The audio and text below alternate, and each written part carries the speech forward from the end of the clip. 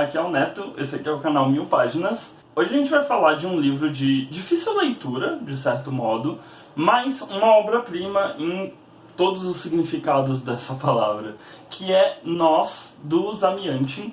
E eu não vou pronunciar o primeiro nome dele, é esse que está aparecendo aqui para vocês. Ele é como dá para perceber, é um autor russo. Alguns acreditam a ele como o pai da distopia moderna, incorretamente, pois havia distopias anteriores a ele.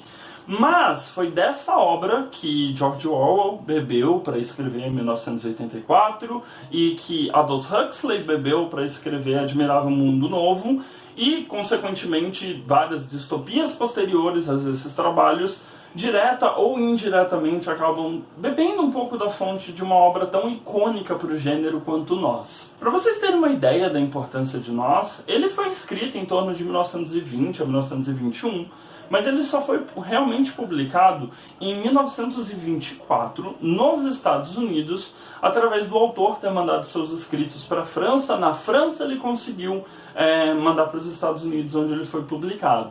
Na época, durante aí a União Soviética, ele foi bastante criticado e perseguido pelos seus posicionamentos, pelos seus escritos. A censura era muito forte, então ele não conseguiu publicar esse livro na sua pátria-mãe até mais ou menos 1988, muitos anos aí posterior à publicação do livro nos Estados Unidos. Por que essa é uma obra tão difícil? Ela é uma obra que é narrada em primeira pessoa e é uma obra em que a gente meio que não pode acreditar no protagonista, porque o protagonista ele está tão inserido naquele meio que tudo aquilo que ele escreve acaba tendo um viés a favor do regime. Diferente de outras obras de distopia, em que o protagonista, na verdade, é um motor para a alteração daquele mundo e para a luta e para tudo aquilo, dentro de Nós, o protagonista, que é o D503, ele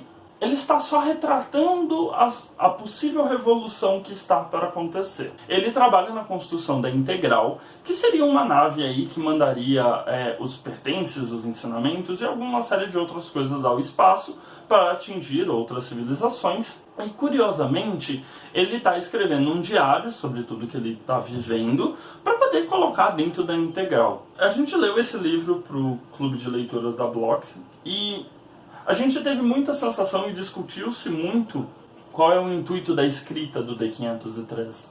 Será que realmente é para colocar dentro da Integral? Será que é apenas um modo dele tentar entender o que está acontecendo com ele? Será que é um diário de culpa que ele pretende entregar futuramente? Tudo isso só mostra a força da narrativa e como não dá para confiar nesse protagonista. Além dele, que já deu para perceber, todos os personagens aqui são marcados por uma letra e uma numeração. A gente tem alguns outros personagens que seguem a mesma linha, entre elas a I-330, que é a revolucionária por quem o D se apaixona perdidamente. É muito engraçado porque o Zamyatin, ele de certo modo, ele retrata as pessoas com características das suas letras.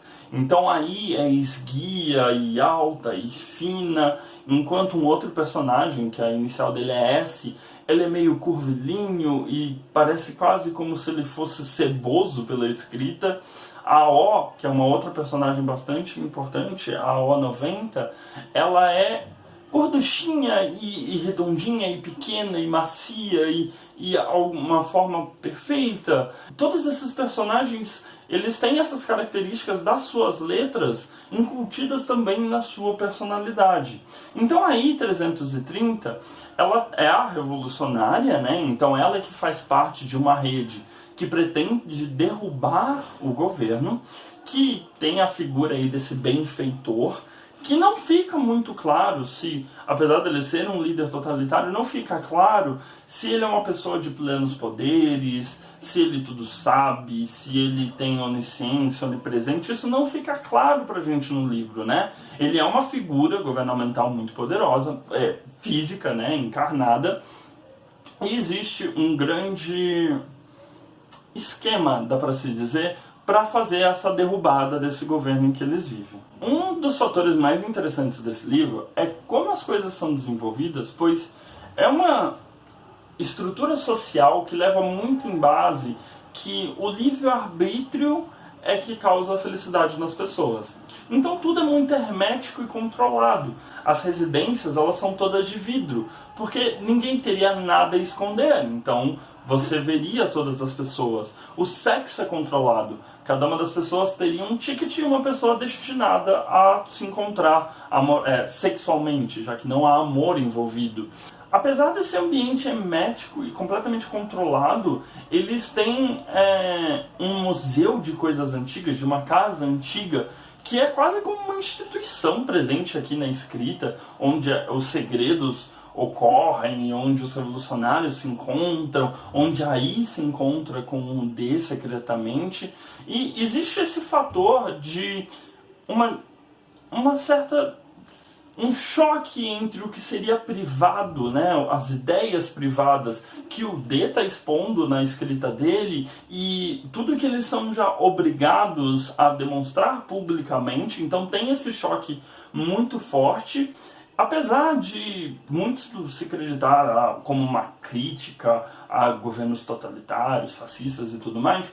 Não necessariamente o livro se refere a isso pela postura ambígua que o D tem.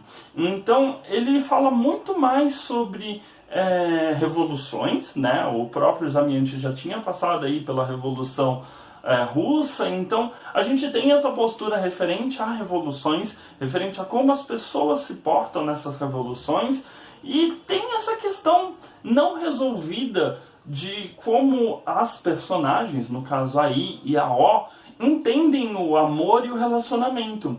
A I enxerga o D muito mais como uma ferramenta para chegar até a integral e frustrar os planos do benfeitor, enquanto a O é uma pessoa muito mais forte, de certa maneira, porque eu não vou dar um spoiler muito à frente, mas de certo modo ela é forte porque ela toma uma decisão que vai contra tudo que aquele mundo espelha e mantém essa decisão firmemente e é levada a fazer o que faz apenas baseada nesse instinto de proteção que cresce nela. Então são duas personagens diametralmente opostas, mas que crescem na narrativa da sua própria maneira. É nesse caldeirão de emoções em que o D constrói a vida dele e constrói essa narrativa de eu estou narrando fatos que eu estou participando por motivos que nem eu mesmo consigo compreender. A gente tem, como é um diário, a gente tem lapsos temporais que eu acho que são bastante importantes para a escrita. A gente tem uma escrita muito sisuda, porque uma característica interessante do D é que, como ele é o engenheiro responsável pela construção da integral, ele tenta racionalizar tudo, a todo momento. Então é muito engraçado ele tentando racionalizar emoções ou partes sociais e com explicações extremamente matemáticas sobre a infinitude dos números e os números irracionais, e como ele utiliza essas equações, expressões aritméticas e matemáticas para tentar compreender aquilo que ele está sentindo. Então é muito interessante, é uma obra difícil, a leitura realmente ela não é aquela leitura macia, né? É uma leitura muito dura.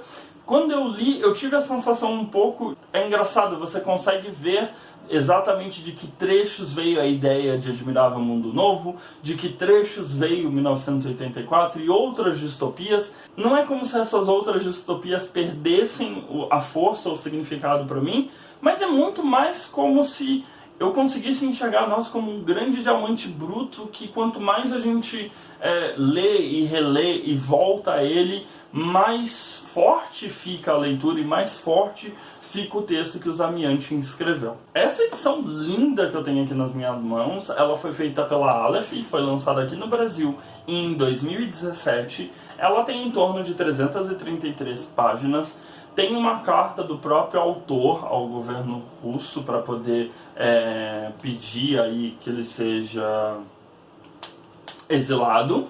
E a gente tem também um texto crítico do Aldous Huxley, que na época que ele traduziu essa obra e tudo mais, então é bastante interessante ver como o Huxley, como o George Orwell utilizou esse texto que ele fez para criticar o Huxley e ao mesmo tempo para enaltecer a própria obra, que surgiu um pouco depois. Então é muito curioso poder ter essa visão de uma pessoa que bebeu diretamente da fonte e como ela enxergava o papel dessa obra, inclusive para a obra dele. Ela é capa dura, né? Tem todo esse trabalho lindo de páginas pretas e com laranja e tal. Tá saindo a R$ 41,90 na maioria dos sites na Amazon. Às vezes entra em promoção, o e-book também é disponível. Então, assim, tem várias maneiras de você conseguir ler Nós, mas definitivamente, tanto pela edição, que é primorosa, quanto pelo acabamento da obra, pelo material, pelo modo como a narrativa é incrível, está muito bem traduzida. É uma obra que vale muito a pena ter na estante. Ela é muito bonita e muito impactante. A leitura dela é muito importante, ainda mais em tempos como os nossos. Bom, gente, de mais a mais é isso. Não se esqueça de dar uma olhada nos vídeos recomendados do canal, se inscrever na bolinha que fica aqui do meu lado esquerdo para poder se inscrever e deixar algum comentário, seu like, para a gente poder conversar um pouco dessa obra tão importante. Um beijo grande e tchau!